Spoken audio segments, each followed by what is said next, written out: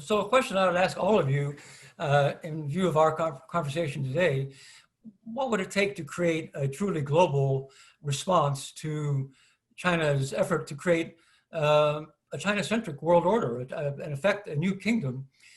They certainly have not lived up to what we thought they were going to be, so-called responsible stakeholder in the world order that we created. I was at Columbia University promoting my book, and a Chinese student was there. And I mentioned this, that we were surprised that China was not buying into the system that we'd created with our allies after World War II. And the young lady said, well, that system was designed to keep us out. Why wouldn't we try to create our own world system based on Chinese values and Chinese interests? So it's pretty astonishing to hear that, it's now become explicit. They are not going to embrace the world order that we all have benefited from. So what would it take to create a dialogue or a conversation that would begin a pushback? So I'll say a word, if I may. So Yes, Bill, please. I think one thing, the world order that was created after the Second World War is really rickety now, and it has not reformed at all. And there's been a clamor for reform of the system so it can be more inclusive. The only inclusive thing that took place was the G7, the G8 became the G20. And that's been a good thing. But ever since there's no reform of the World Bank, so the AI and the IMF and the AIIB has come in, and India is the second largest shareholder of the Asia Infrastructure Investment Bank, which is the alternative, the Chinese alternative. So you need reform, and you need reform. All the big global movements are all trade movements which benefit developed countries, but really it's very hard for smaller underdeveloped countries to participate in. For instance, India really is not, we're not a trading power yet, and it's not beneficial for us to be in trade negotiations or in trade pacts. But nobody seems to understand this. So it's a ramroding of countries to go in a certain direction, and that has to be stepped back. And you do need new institutions. The UN Security Council needs to be, it needs reform. All these institutions need a relook at and new reform.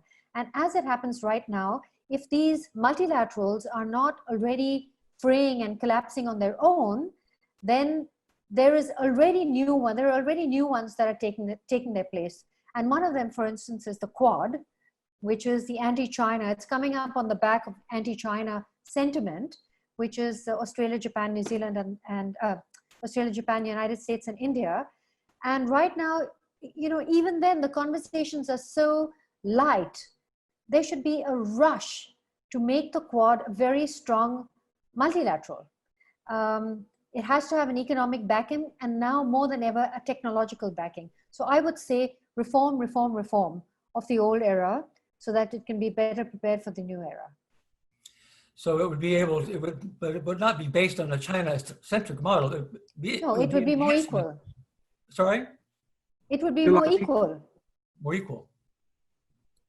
Well, I think, China probably for the first time in the last couple of decades have actually been pinched by what's happening on the digital Silk Road. The valuations of TikTok, the valuations of Tencent, the BAT valuations are being impacted with what's happening by the bans that are being imposed in India, in America, and various parts of the world.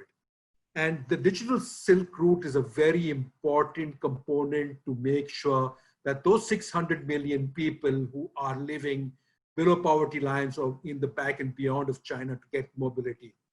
China, if the pressure keeps improving, if the pressure keeps on, if 5G becomes a challenge for China to implement on a global basis, this is the only chance that the rest of the world have to get China on the negotiating table and play by the rules.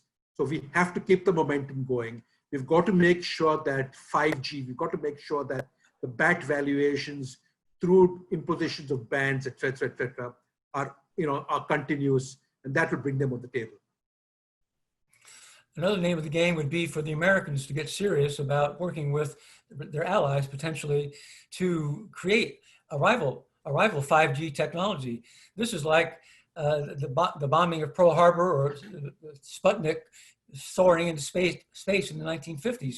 Surprise. The Chinese have surprised the world with their technological sophistication, and we have not yet been able to formulate a response, partly because of the gaps between our industrial sector and our government. They've not been able to agree on a strategic framework to create 5G and to allocate the spectrum and to take all the steps that would be necessary to create a competitive product.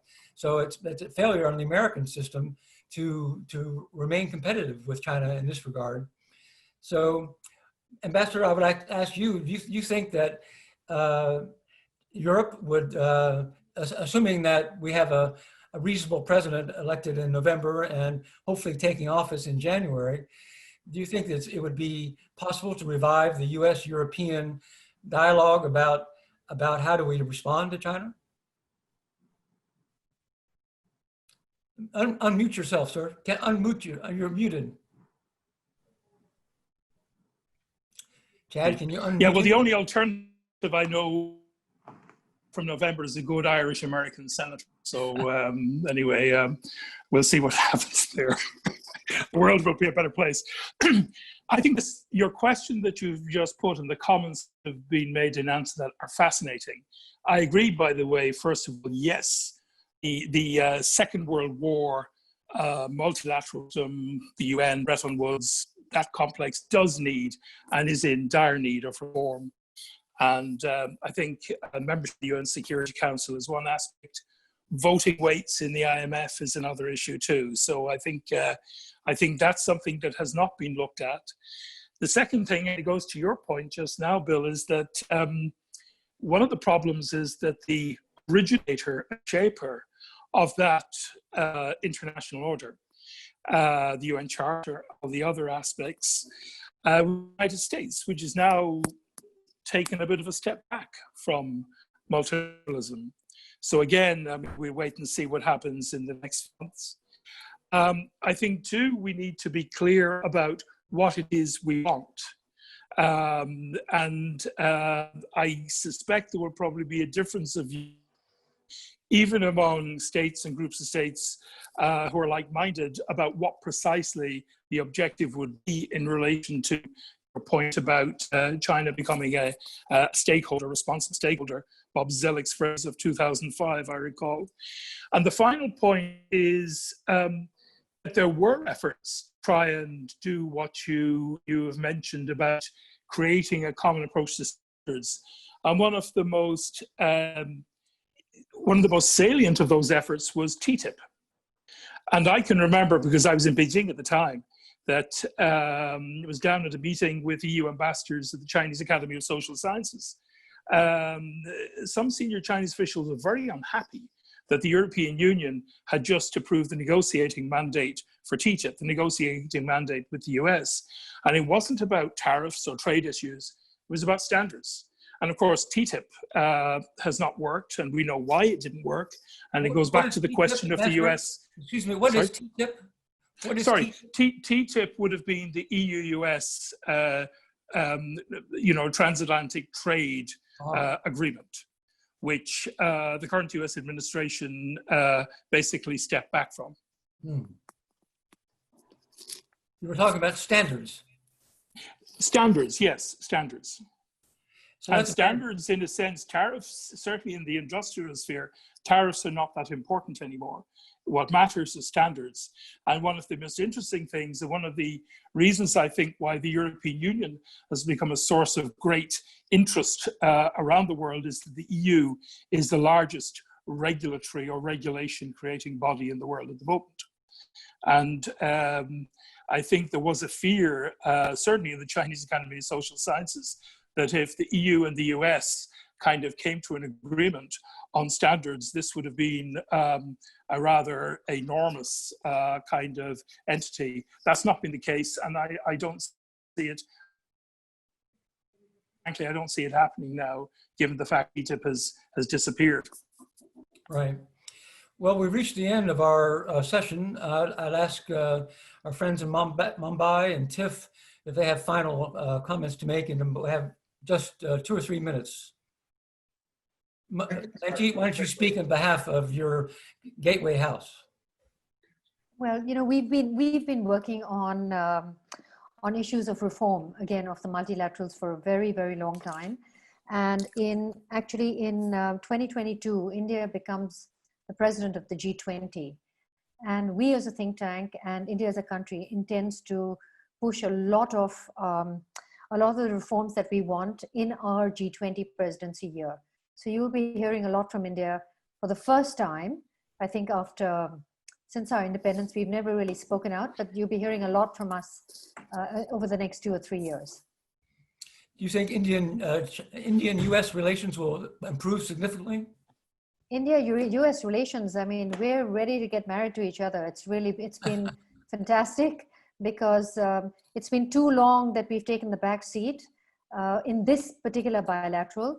And what has happened, Bill, is that the people-to-people relationship is so robust that it sort of covers up the lack of institutional engagement, down the line. So at the leaders level, things are really very good, and at people-to-people, it's very good. But in the middle is where it is lacking. And as we know, the most important thing to be is to be a really good cog in the big wheel.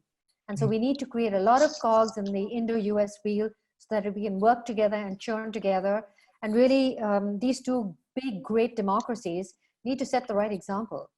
And right now, at this moment, China is a common, no, I wouldn't say a rival, but it's really a threat that both India and the US combined, can take it on. Otherwise, it becomes problematic for everybody. So, yeah. And Tiff, end this all for us, please. Well, I was just going to say, referring back to some of all of your previous comments, I do think that the U.S. Under the present administration, this go-it-alone approach, which seems to involve alienating many of our allies, both in Asia and Europe, is absolutely misguided. And I think that a reckoning with the economic and political relationship with China is overdue, but we can't do it by ourselves. So I'm hopeful that post-election, we will have a closer relationship with all of our allies, including India, and do some mending in the EU as well with the relationship and around the world. So I think that's important. On the technology side, just to a comment that you made, Bill, absolutely. I think we can't just tell all our allies, particularly if we've alienated them, but even if we haven't, don't use Huawei equipment, 5G equipment, if it's very good, if it's cheap, and if we're using it ourselves. I mean, it's one of the reasons the administration go on Huawei occasionally is because it's embedded in rural networks across the US. So anyway, I think we do need to get our own act in order. And there's been some lost opportunities, I think, with the TPP, the Trans-Pacific Trade Partnership. We need to work on building up those relationships with our allies again, if we want to have a constructive response and a good relationship going forward with China as well. Well, on behalf of the Overseas Press Club, I'd like to thank all of you at the Gateway House and you, Ambassador Kelleher, and my colleague Tiff Roberts for joining today's most interesting global conversation, and I hope we can do it again someday. That's it from me. Thank you. Thank you. Thanks. Thanks. Bye-bye. Thank you.